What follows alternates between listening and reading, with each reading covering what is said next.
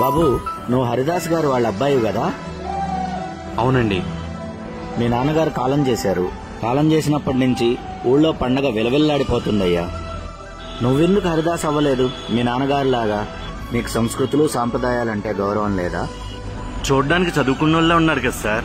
సాంప్రదాయమైన వాళ్ళ నాన్నే పోయిన తర్వాత బొంగుల సంప్రదాయాలు మనకెందుకులే అనుకున్నాడేమో. అంతే కదా తమ్ముడు?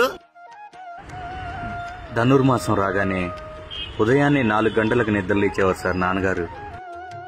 5 గంటలకల్లా రెడీ అయ్యి ఆ అక్షయ పాత్ర తల మీద పెట్టుకుని రామా శ్రీరామా అన్న హరినామ స్మరణతో ఊరంతా నిద్రలేచేది సార్. ఇంటి ముందలకెళ్లి ముగ్గులో కూర్చుంటే 3 గుప్పెళ్ల బియ్యం అలా అక్షయ పాత్రలో పెట్టేవాళ్ళు సార్ ఆడవాళ్లు. మరలా పక్కింటికెళ్లి కూర్చుంటే అక్కడ 3 గుప్పెళ్ల బియ్యం. ఇలా ఊరు మొత్తం కూర్చొని నుంచుంటే సాయంత్రానికి 2 బస్తాల బియ్యం వచ్చాయి సార్. అన్ని బియ్యం నాన్నగారు ఒక్కలే మొయ్యలేరు కదా సార్. వెనకమాల 2 పెట్టేవారండి. అన్ని బియ్యం మేమే తినలేం కదా సార్. అందుకే కొన్ని బియ్యం కిరాణా షాపులో అమ్ముదామని వెళ్తే ప్రపంచంలో మంచి ఉన్నట్టు చెడు కూడా అంతే ఉంది సార్. ఎదురుగా ఉన్న 2 బస్తాల మంచి బియ్యం మొత్తంలో ఎవరో 3 పెట్టిన 3 గుప్పిళ్ల రేషన్ బియ్యం కనిపించేవి సార్.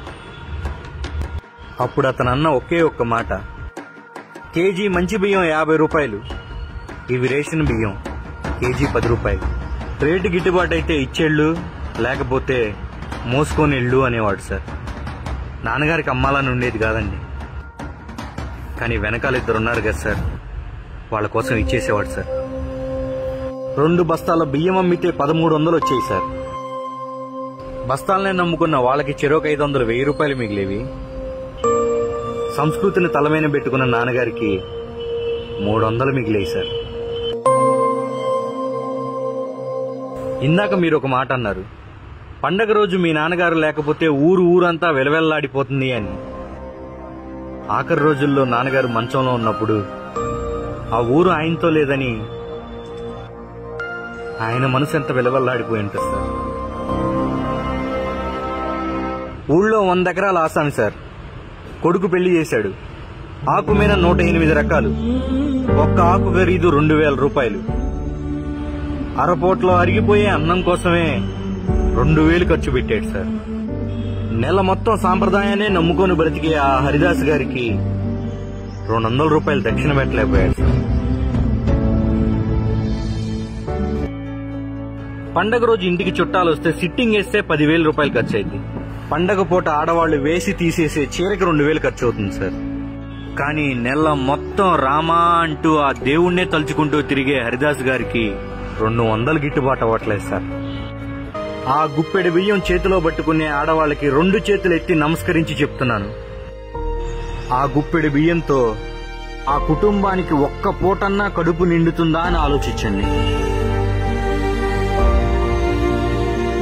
ఇందాక ఒక మాట అన్నారు, సంస్కృతులు సాంప్రదాయాలంటే గౌరవం లేదా అని.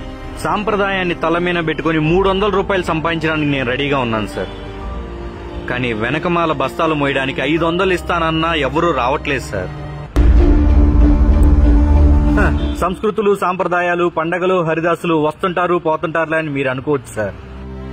కొన్ని పోతే వస్తాయి సార్, కానీ కొన్ని రావు సార్. మా నాన్నగారు లాగా వాటిని మనమే కాపాడుకోవాలి సార్.